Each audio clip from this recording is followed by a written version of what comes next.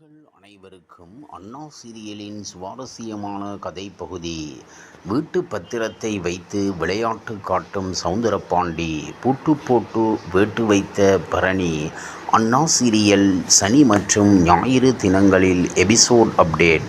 தமிழ் சின்னத்திரையில் ஜி தமிழ் தொலைக்காட்சியில் தினமும் இரவு 8:30 மணிக்கு ஒளிபரப்பாகி வரும் பிரபலமான சீரியல் அண்ணா. இந்த சீரியலின் நேற்றைய எபிசோடில் சௌந்தரபாண்டி சண்முகம் வீட நிலையில் இன்றும் நாளையும் நடக்கப் போவது என்ன என்பது குறித்து பார்க்கலாம்.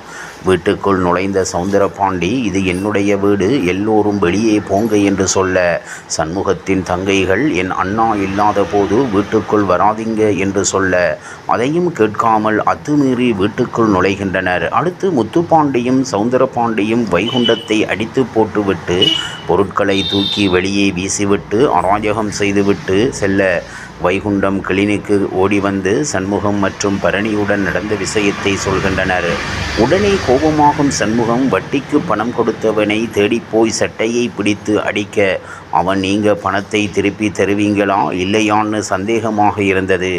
அப்போ சௌந்தரபாண்டி தான் பணத்தை உங்களுக்கு தரச் சொல்லி அந்த பத்திரத்தை வாங்கிட்டார் என்ற உண்மையை உடைக்கிறார். இதனால் ஆவேசமாகும் பரணி, இந்த விஷயத்தை நான் பார்த்துக்கிறேன் என்று சண்முகத்துடன் கோபத்துடன் தனது அப்பாவை பார்க்க கிளம்பி வருகிறாள். வரும்போது பாக்கியத்துக்கு போன் செய்து, இன்னைக்கு உன் புருஷனை சும்மா விட மாட்டேன் என்று நடந்ததை சொல்லி ஆவேசப்படுகிறாள். பாக்கியம் ஏதோ ஒரு ஐடியாவை சொல்ல, பரணி நான் பார்த்துக்கிறேன் என்று போனை வைக்கிறாள்.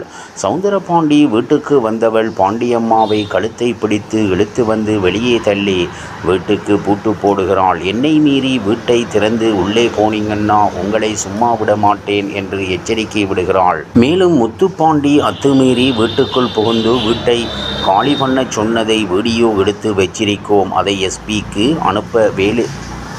எஸ்பிக்கு அனுப்பி வேலையை பிடுங்கிடுவேன் என்று வார்னிங் கொடுத்து வருகிறாள். சௌந்தரபாண்டி வீட்டுக்கு வந்ததும் அவ பூட்டு போட்டா உள்ள வரக்கூடாதா என்று கோபப்பட்டு பூட்டை உடைக்க போக, சிவபாலன் பரணி கொடுத்த வார்னிங்கை சொல்ல, முத்துப்பாண்டி வேண்டாப்பா, உனக்கு இந்த ஊரில் செல்வாக்கு இருக்கு, எனக்கு இந்த வேலை போனால் மரியாதை இருக்காது, இதை வேறு விதமாக பார்த்துக்கலாம் என்று அப்பாவை தடுத்து நிறுத்துகிறான். இப்படியான நிலையில் அடுத்து நடக்கப் போவது என்ன என்பதை பார்க்கலாம்.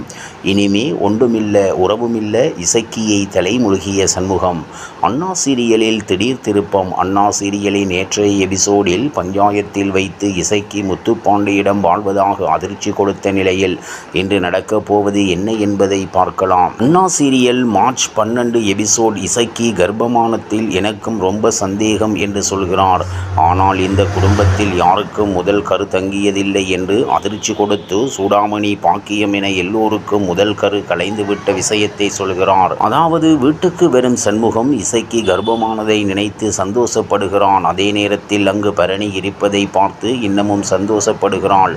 பிறகு பரணி ரூமுக்குள் இருக்க சண்முகம் மிகுந்த உற்சாகத்தோடு உள்ளே நுழைகிறான்.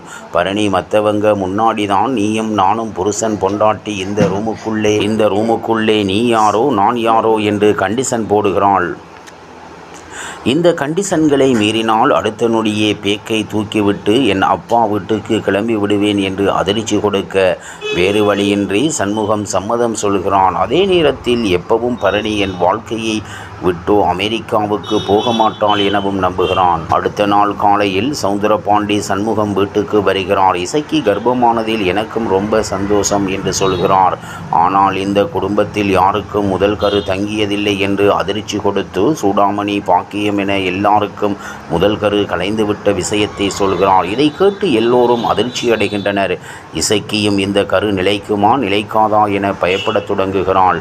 இதனையடுத்து சண்முகம் குடும்பத்தினர் இசக்கியை நல்லபடியாக பார்த்து கொள்ள வேண்டும் என முடிவெடுக்கின்றனர். இப்படியான நிலையில் அடுத்து நடக்கப் போவது என்ன என்பது குறித்து பார்க்கலாம். இவ்வாறாக அண்ணா சீரியலின் சுவாரஸ்யமான கதைப்பகுதி செல்கிறது. இனி சுவாரஸ்யம் உங்களை காத்திருக்கிறது. மீண்டும் சந்திப்போம்.